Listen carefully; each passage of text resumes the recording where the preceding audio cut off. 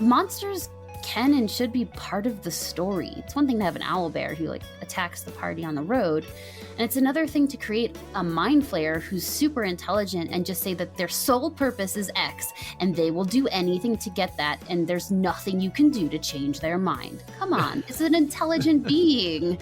There has to be something you can, yeah, they might be evil, but even evil creatures have needs aside from taking over X colony and making it all their own. What else can be done?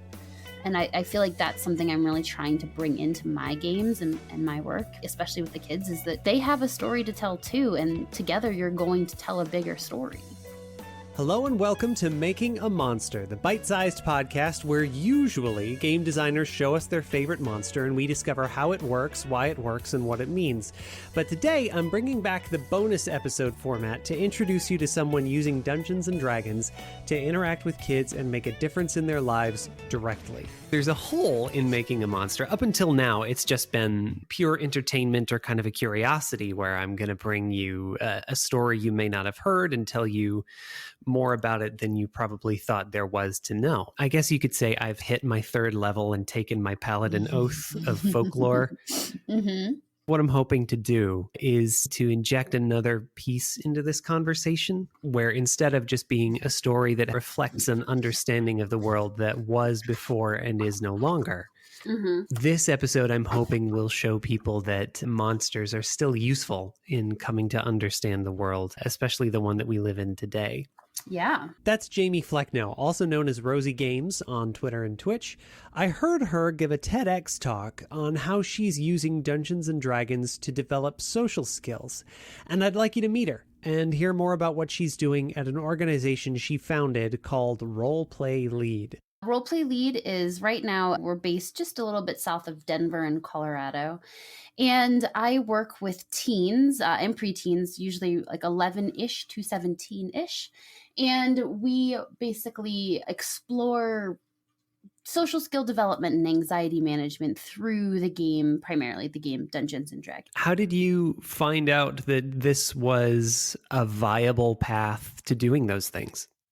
Trial and error. No, I had just gotten into Dungeons & Dragons myself only maybe 8 or so months prior to really starting Roleplay Lead. So I have a background in leadership development. And with this background, I started to realize that there was this cool overlap, right? So you're getting to play this character, you get to try new things, you get to experience life differently, right? Because you're playing a character who probably is, A, in a fantasy world, so different than your own, and B, probably has a story that's different than yours, right? And so as I was playing as my first Dungeons & Dragons character, I started to realize that it was helping me. And a lot of these leadership theories that I had studied in grad school started to feel relevant, people taking things out on you, like projection. What role are you fulfilling for the greater audience and whatever that looks like in Dungeons & Dragons? And I started to realize that there's so much opportunity to practice stuff, quote unquote, safely, that I started to think, what if I was really specific with this? What if I targeted teenagers? And what if I created situations where they specifically had to address some of these social skill areas like communication, problem solving, critical thinking, etc., through this? And I actually found out that there are other organizations, also small like Roleplay Lead across the country, who are doing this kind of work. And I thought, oh, hey, I'm not the first, but I am the first in this area that's doing not therapy. So I don't, have kids sit down. I'm not licensed in any therapeutic practices like that. But there is this social skill piece to it. So we're not working through parents' divorces. We're not managing depression, but we're working on how do you just communicate an idea a little bit better? How do you problem solve a little bit stronger? How do you speak up when you're feeling like your voice isn't being heard? So it's a lot different than what a lot of the organizations are doing, but also similar, if that makes sense. Right. Yeah. What did it look like for you prior to about a year ago to create a space for people to learn and explore social skills through Dungeons & Dragons? And what does it look like now? Yeah, it's a little bit of a challenge. I mean, now is different, but it was even a challenge then because I don't bring in enough money to rent my own place near where my kid, like where my students are. It's expensive down there. So we Yeah. worked through the rec center, which was always a fun little challenge. But, you know, ideally you get a quiet space, tables set up and chairs. And I like to start every group. So my sessions run for 4 weeks and I have either 3 hour groups for students and kids who have a longer attention span and also want a more in-depth story. And then I do hour and a half sessions as well, either for kids whose attention spans are a little bit limited, or they don't prefer like an in-depth like backstory kind of experience. But each of my 4 week sessions, especially if our students change out, we create community guidelines, which is like character versus player. So knowing that sometimes our characters might say or do things that are challenging, but that doesn't always have to reflect on the player. Things like have fun, be respectful, raise your, like, all of these kinds of things. And depending on the group and the age of the group and the comfort level, sometimes it is me mostly suggesting things, but my goal is to always have everybody give a suggestion. Prior to the pandemic, no screens were a part of our thing. No phones out. This is a screen-free space, except for when we take our break. You can pull your screen out if you need to. So that was respectful. Like, you don't have your phone out at the table. You're not flipping through internets while we're playing. So that's part of it. And then part of it is, of course, making the space fun. So we have, again, pre-pandemic snacks. We celebrate birthdays. If your birthday happens while we're here, like we have cookies. I do Christmas cookies every year. That's just a part of my tradition. So like holiday times, I'm bringing in like buckets of cookies and milk. Like just, you want it to be fun as well, right? So, I mean, obviously D&D in and of itself is fun, but it also can be stressful. Like those first couple of sessions where you're learning your character, even we start with level 1 characters, especially with Yeah. newbies, it's still stressful, right? So just kind of being like, yeah, this is stressful, but also like, here's a stress ball, just squeeze it. And that's the other thing we do is as long as you pay attention and know when your turn is, I use, paper, what's what I'm looking for, clothespins with popsicle sticks and your character's names on them. So like turn order is displayed on my DM screen. So if you need Oh, to get yeah. up, if you need to get up and dance because you're nervous or that's just how you process your energy or whatever, great, get up and dance. If you need to bring a stress ball with you or, like a fidget spinner or something like that, fine, bring it with you. My biggest rules are, when your turn is because it is literally displayed in front of you. If you are not ready on your turn, as we start to learn our characters, then we move on. But like, I love when the kids get up and dance. I had one kid who's doing like Fortnite dances the whole time in between his turns. It was great. But yeah, so like making the space comfortable for everybody. So whether you sit there like stoic and still between turns, or whether you have to get up and Fortnite dance it, like whatever is best for you. So it sounds like you've been doing this for a couple of years now. Actually, I guess this will be 2 years. So April will Okay. be 2 years since we started. And when did you have to make the switch to online play? We switched right, I guess it was March, a very early March we switched because spring Right. break classes were my first classes that took place online. I ended up, again, because a lot of it was through the rec center, which makes, parents have to pay the rec center versus paying me. So I just canceled the March classes and then we started online. So I had to like figure out registration online and how to keep track of all of that. The rec center was keeping track of all that for me. I had used Roll20 a little bit because when I first started playing, I used to be a huge fan of The Sims. I used to play that video game a whole heck of a lot. And I made friends in the community. So my first like DMing experience was actually with people who played The Sims like across the world. So I used Roll20. Wow. Yeah, it was fun. A little bit for that, but I had to really of course, you have to figure out a whole heck of a lot more when you're doing social skills. And then we already Yes. had I already had a roleplay lead Discord server in place. So it was just kind of advancing that a little bit. So, Yeah. making it a little bit more detailed and like creating spaces for online play and role playing in between sessions. I have some groups who do that and some that don't. But yeah, so it actually, I have to be honest, I think the transition was bigger for the kids than it was for me. For anyone who's ever played online, it changes it. Like I had to get okay with them typing side conversations, but my rule was you can't private type them because we had some issues with that.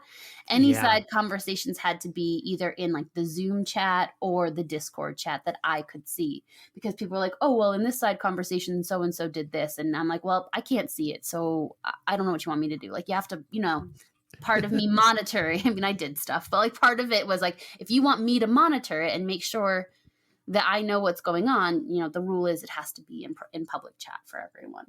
Sure. So Yeah. those little things changed a little, but I had to say, one of the best parts of D&D are the side conversations you have in between, and we weren't able to do that. So I was like, all right, if you type, that's fine. Please, screen, if you want to turn your camera on, great. If you don't want to, also great. Dealing with internet capacity was also Yeah. interesting.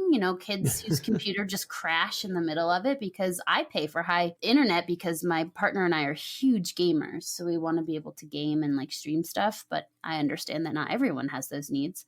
So, that was another huge thing to overcome, but I think we got there in Great. the last year. Yeah, you have to figure it that you're going to get there eventually, right? There's a lot more to dig in. And I think were this a different podcast, we could spend Oh, the yeah. entire time on the difference between in-person and online play.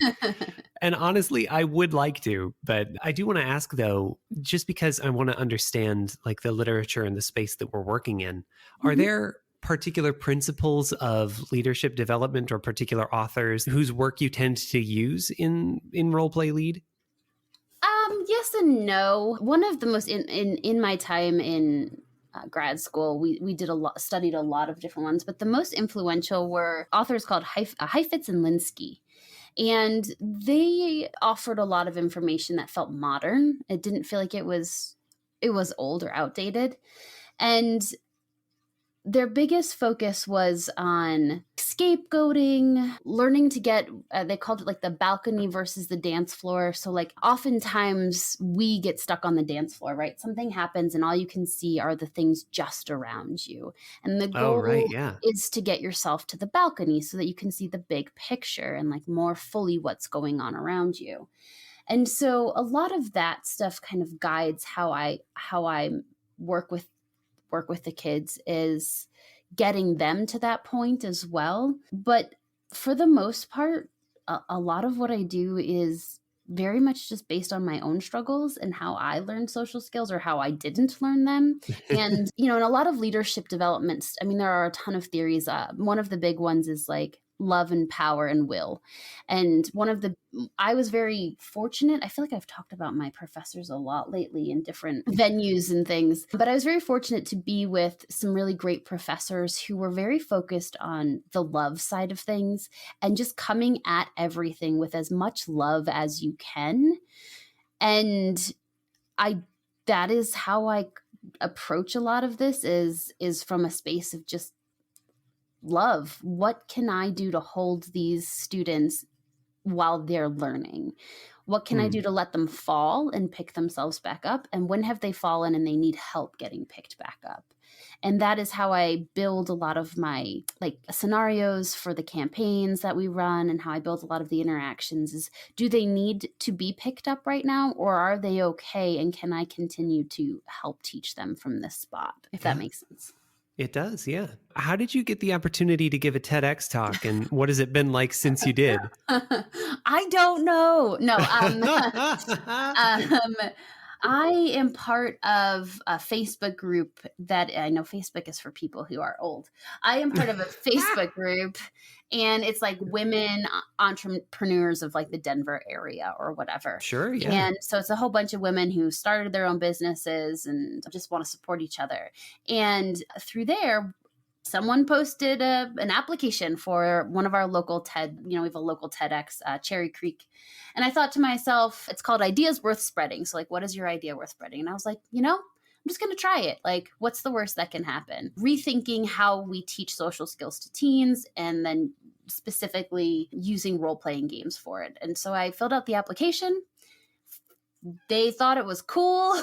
They had over, I think, 100 applications, and I think 8 or 10 of us spoke at it. And I was like, okay, cool. So that's how that happened, which was just in like wild to me that that happened because whatever. And since then, a lot has changed and a lot hasn't changed. My work hasn't particularly gotten any, actually, I have personally downgraded my work because all of my extracurriculars have picked up. But I've met really cool people who want to talk to me and hear more about it and are starting to think, how can D&D be used differently? So this is a great game, but what else can we do with it, right? Instead of just gathering your friends around and like going through dungeons and killing dragons and collecting treasures, like what else, how can we take this pop culture phenomenon that has launched and become huge over the last couple of years and actually make it something that we can use more intentionally? So that has been awesome. So I've been talking to lots of people about that, which is cool. Well, we're about half an hour in. We should talk monsters. I think we were just about to come to the point of the thing in the first place. Let's cut to the Childhood Monsters workshop that you mentioned. Yeah, so in this pandemic happening, I decided to expand my offerings. And one of the things I wanted to do was look at how we can take quote unquote real life monsters and turn them into D&D monsters. And it went okay. I mean, I got a handful of kids who registered for it, and there were a series of different ones. There was like childhood monsters, there was world monsters. And so the childhood monsters was really fun because basically when I sat down with online, I sat down with the kids and we started talking about one thing from, I mean, and they're children now. So one thing from either their earlier childhood, so prior to teens, or even things that prevent them now from being able, what does their monster look like? And started thinking about, okay, once you've identified this, let's start to think about it in like creepy D&D terms. Like, what does it look like? What kind of, is it a magic creature? Is it something that can charm you or stun you? Or is it something that maybe, just beats the heck out of you? Like, let's start to think about what that would look like. And we had some pretty interesting creatures come from this. My favorite was the lazy bunny. This bunny distracts you, right? So you're supposed to go do your chores, right? Whatever it is, homework, chores, but a bunny appears and it's like, no, just sit on the couch for a few more moments. Like, come pet me. It'll be fine. And so you ignore your chores or your tasks that you've been assigned by your adult or whatever. And that's fine. And then it just kind of like charms you into staying on the couch. But if you decide to resist it and you're like, no, I really should get up and do this chore, it turns into, I don't know if you all have ever played Overwatch, but kind of like a big scary bunny with like those Zenyatta orbs around its neck. Wow. And it like tries to hypnotize you with the orbs. So like does these like cool patterns with the orbs, and it really just like stuns, like paralyzes you on the couch or the bed or whatever, and like prevents you from being able to do anything for the rest of the day. So that was one of my personal, I have a lazy bunny that appears often in my life. And it is challenging, but so it was cool, so the student is thinking about what prevents them, quote unquote, from being able to get up and do things, which was fantastic. And I loved it. What would you describe as the range of the monsters that your students were creating? For the younger group, like the lazy bunny was approximately like seen throughout. The older ones, though, I had a couple of later teenagers. So the lazy bunny student was like 12 or 13. I had a couple of 16, 17-year-olds in the group, and their monsters were actually more people-based, magic-based creatures that were like anxiety monsters, right? So these are the voices. One was like the voice in your head, and the voice in your head tells you you're an idiot. You shouldn't talk. Like whatever you just said was stupid, and no one cares about what you're saying. And so you saw this more mature monster, right? This more mature monster that is now more society reflective, if that makes sense. So this is like the way society is viewing you versus like the bunny that is more like, this is just a problem that prevents me from doing chores in my house. And so you're seeing like a paralyzation monster as well, that like when you go to parties or in gatherings of people, you have to stay in the corner and you can't move. I think it was like you catch it in the reflection of a mirror, and then it paralyzes you and forces you to like run to a corner. So you get like feared and stay in a corner, and you're not allowed to interact. So you're seeing like this more mature struggle of, a teenager who's trying to quote unquote fit into society, and their monster is preventing them from doing that.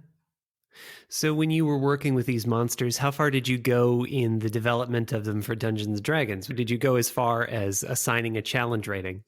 For the younger kids, we didn't quite get there.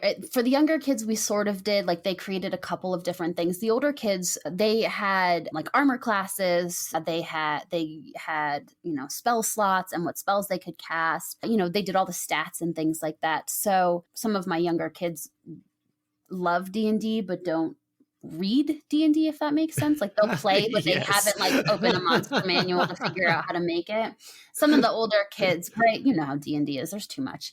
I mean, it's great, but there's a lot. But some of the older kids actually pulled up like stat blocks and kind of based the things off stat blocks. So most of their challenge ratings for these like monsters were, for the older kids, floated around like a 9 or 10. The younger kids were theirs were a little bit easier. Theirs were like 2s and 3s. And I think that it makes sense that the younger kids don't view their things yet quite as big as some of the older kids who actually have maybe have experienced what's the word I'm looking for, like the pushback of society or their own anxiety within raising your hand in the classroom and then feeling like an idiot if you don't answer the question, and again, they're not that they are idiots, but that voice in the back of their head is of course telling them that they are, because that's their anxiety being a jerk, which is what anxiety does. So the challenge rating of the monster is sort of reflective of the scale and the maturity of the problems that the students are facing. Right.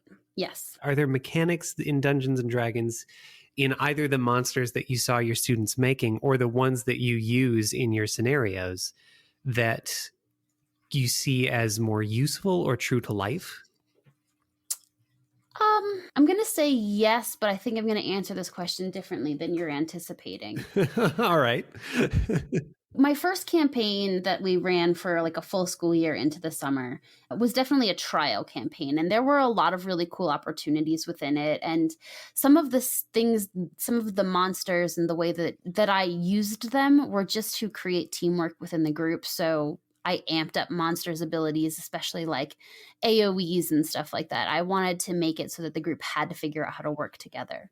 But with the second campaign, me being a little bit more intentional with it and knowing what a full year would look like with them, I've created a lot of very multi-dimensional humanoid characters, less so dragons, less so mimics. These are like your main baddies, right, who are carrying you through the story, whose goals are multifaceted in order to get my students to start thinking about multiple sides to a story, which I know isn't really, I know you're thinking more like, what spells do they cast? But to be honest with you, like, it's not so much their powers as much for me as it is their motivation that I find useful in encouraging critical thinking and encouraging problem solving within the students. Did they have to fight a whole Knoll pack? Absolutely. Was that a moment where I was just hoping they'd learn to work together a little bit? Sure. Less so than like having them be particularly built for it. My thing is I want my worlds, I want my main baddies, villains who are driving it to have multiple sides, which I don't find a lot in the books. In the pre-written campaigns, I don't find that your baddies are relatable at all. They're just evil. Like, you just want to kill them. Does that make sense? It absolutely does. One of the reasons I'm still doing this podcast months later is that I've found that attitudes towards villains and what a villain should be are deeply reflective of what we want out of a story and how we use them. I think there's a place for a monster who's one note, or a villain who is definitively evil with no question as to whether or why or how. But I think it's also really interesting that we are starting to demand more of our monsters. Like, we're not, as a whole or in general, or maybe it's just the circles that I run in, but anecdotally, I seem to see that the tabletop RPG community is no longer satisfied with a monster who just sort of pops up and deals X number of D12s. I can describe to you one of the main villains my group is going for, and we can talk about how I use that. Yeah, this one's going to be painful. So, okay. I have a lot of groups of kids, but I have one main group that's been together for a while. And so their stories, their backstories, and their world is a little bit more built around them versus some of the other groups that are newer, where the world is built and we just kind of like shape a few moments around things, if that makes sense. So the main villain that my longest running group is going after right now is named Bailey Luna. And this particular villain is a challenge because this is the father of one of the characters of one of my PCs. This is because that particular player was like, I want some drama. And I was like, okay, well, you said it, so here you go.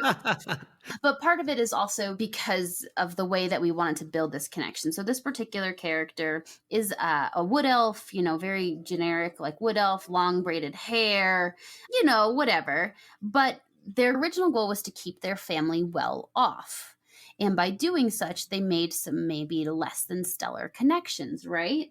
Because he sells maple syrup. This is what he does. He's a maple syrup farmer person, and you can't make a ton of money doing that. So he has started to trade information. He has started to learn a little bit more about things, and that's how it started, was just like, I will trade in information. But by the time the characters re-meet with him, there is a war happening, and he is actually this is terrible, trafficking humans up to the northern part of the continent for reasons that the group has yet to figure out, but is because when they try and get them with ransom, he gets some of the money. And so it's become this interesting thing of like, well, I just wanted to keep my family alive and well, to this whole thing, well, now I'm making a lot of money and I don't know if I can get out of this, but I like the power that comes with it. And so it's kind of gotten to this point here where this particular character has told a few more lies than he meant to get out of it. And the group is trying to figure out, like, do we dispatch one of our characters' dads? Do we hope if we kidnap him and shackle him up, maybe he'll change his mind? And so again, this character isn't, or this monster in this case, or this villain, is goals were originally good, and sometimes when we have originally good ideas or good goals, we don't realize that they've gone too far until we can't help ourselves. We can't get past it. And so the group is really trying to it's been fascinating to watch them figure out, or try and figure out, what's the best route that we take? Do we want to, just because he's doing bad things doesn't mean that we should?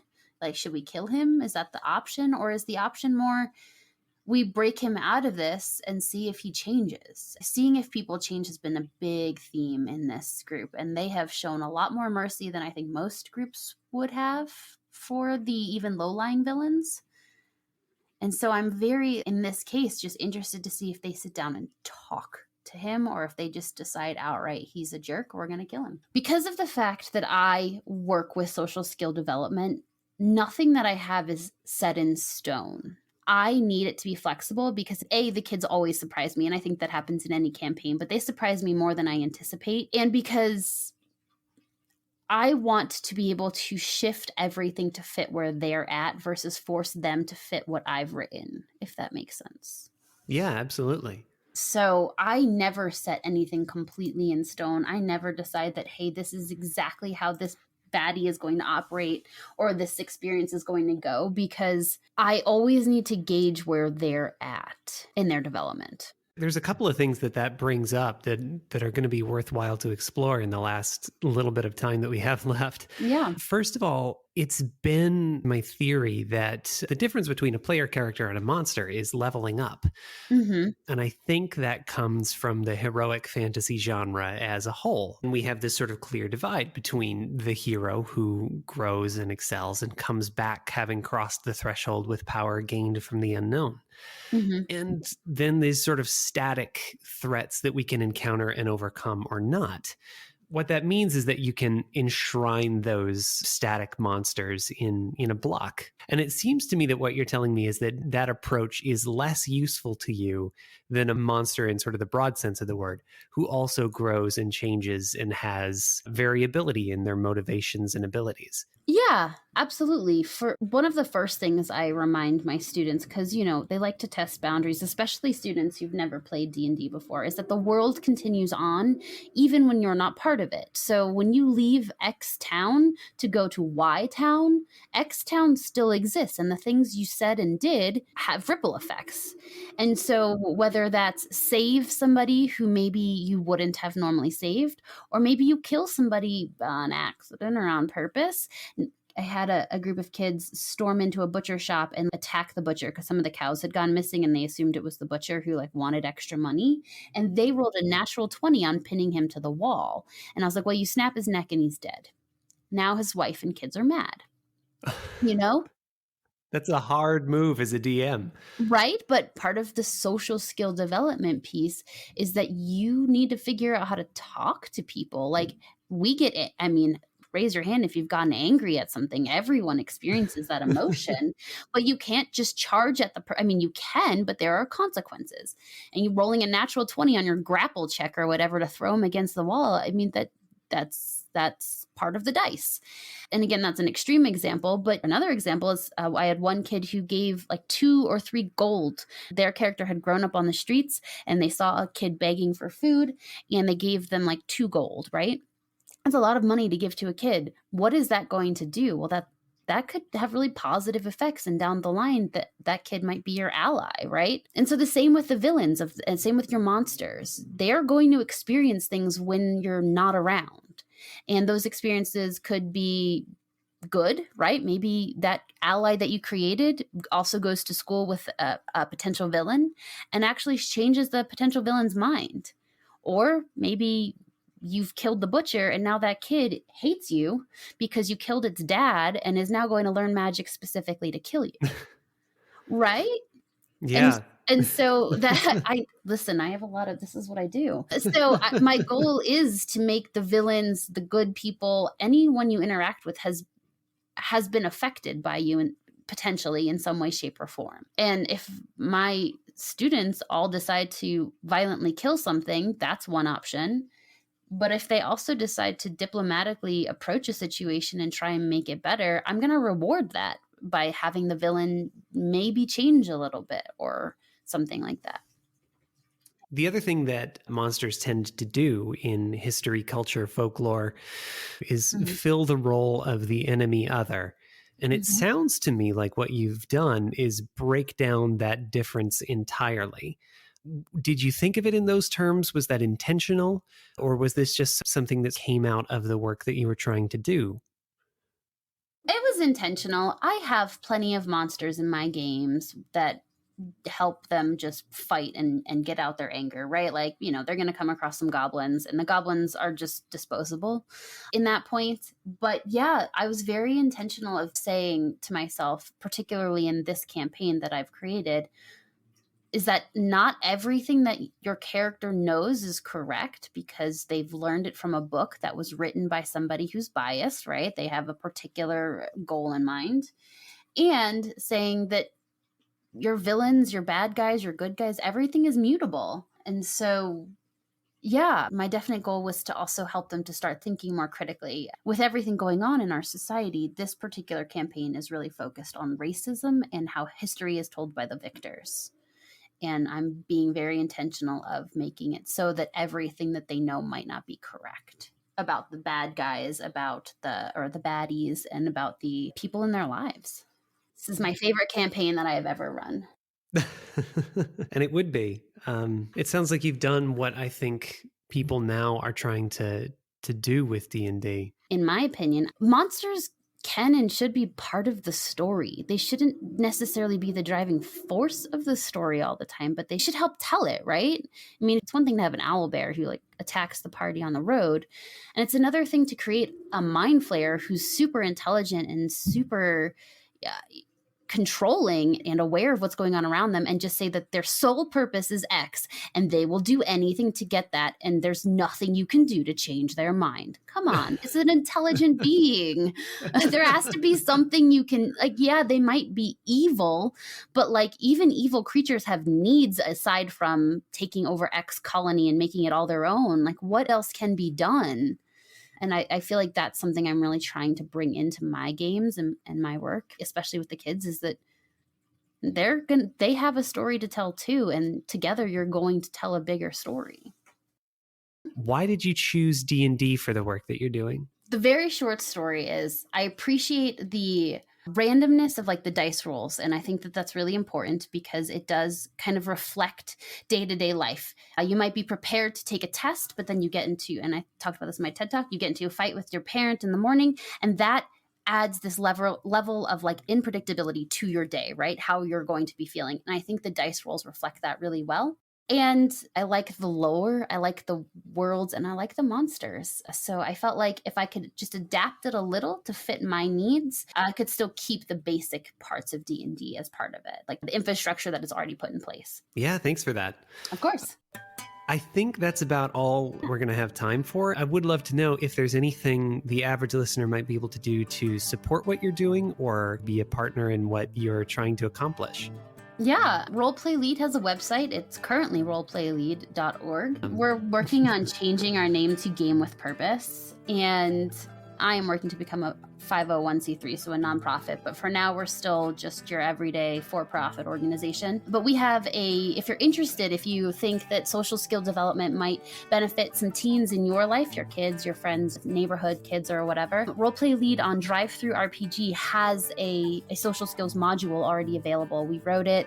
We've built in social skill moments for it, so you can go online and purchase it. It's called The New Queen's Handmaiden, and any profits from there go towards the programming that I run with Roleplay Lead, so that's a bonus for us. We have an Amazon wish list.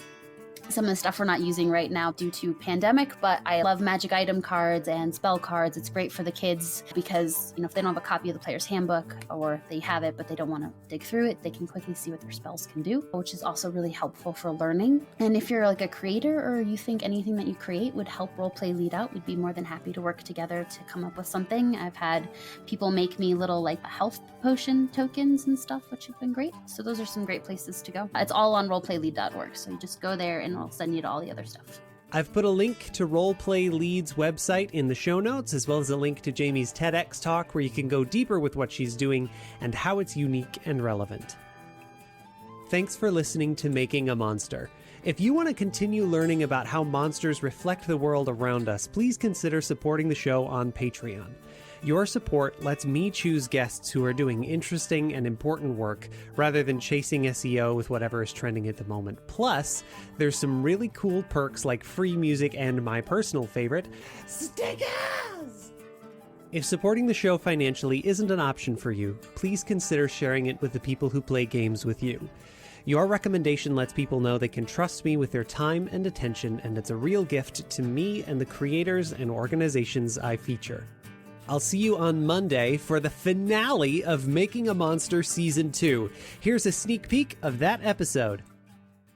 Through the wall of your ship walks this adorable fox-sized creature with big blue fur all over its body, giant eyes with red irises, quivering little lip on its snout, big ears, and 3 bushy tails that are all wagging. They're wearing a collar that has a little dangly tag coming from it that jingles as they walk over to you. You see one of your companions reach out to pet this thing, and as your companion does, suddenly the creature becomes translucent and their hand passes right through it.